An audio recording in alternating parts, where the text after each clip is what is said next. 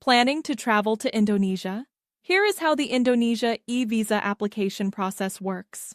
First, check if you are eligible for an Indonesia E-Visa based on your nationality and your reason for travel, such as tourism, business, or study.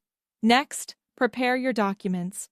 You need a passport valid for at least 6 months, a recent passport size photo, flight and accommodation details, proof of funds, and any additional documents required for your visa type.